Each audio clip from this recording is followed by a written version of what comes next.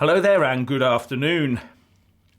Our PM Theresa May has written a response to the letter she received from the Labour Party leader Jeremy Corbyn, where he outlines his own vision for a Brexit in name only and why he cannot support the Prime Minister's vision for a Brexit in name only.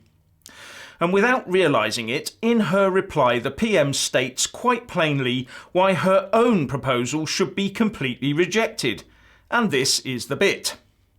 We intend to give Parliament a bigger say in the mandate for the next phase of the negotiations to address concerns that, because the political declaration cannot be legally binding and in some areas provides for a spectrum of outcomes, MPs cannot be sure precisely what future relationship it would lead to.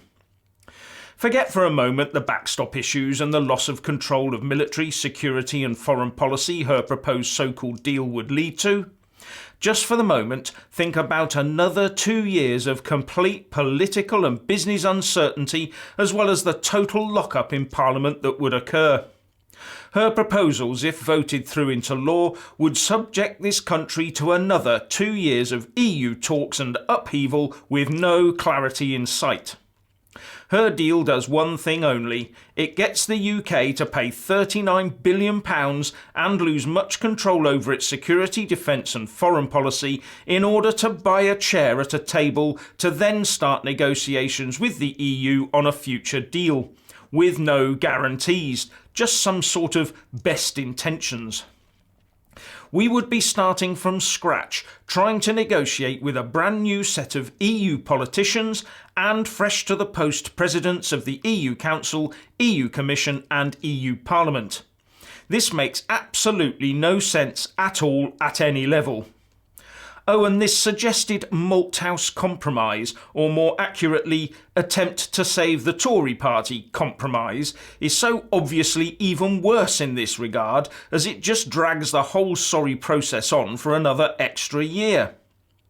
Now, the withdrawal agreement just gets us to say we're outside of the EU, although we'll still be bound in the same way.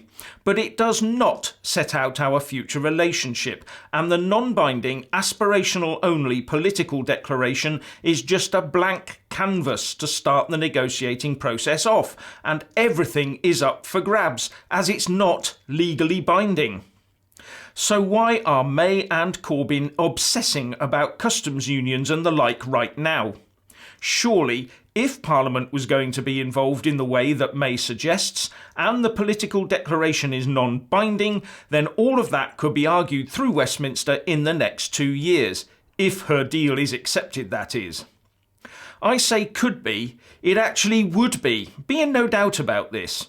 Our House of Commons and Lords is set to continue almost totally unchanged in political makeup until the next programmed general election in May 2022, apart from Remainers becoming rejoiners.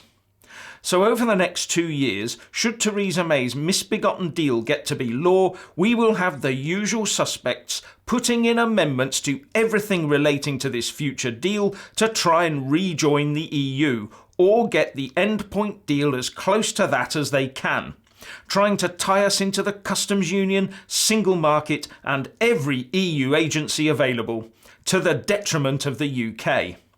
And the same old faces will be shuttling back and forth to Brussels to whisper in ears that there is still a way for the EU to regain control over its cash cow. We must say no to this prospect of continued political Brexit-based havoc. Say no to May's terrible deal. With 46 days to go to Brexit Day, it is now time to ditch the deal, eject the EU and welcome WTO. Anyway, what do you think? Please leave a comment below and thank you for watching.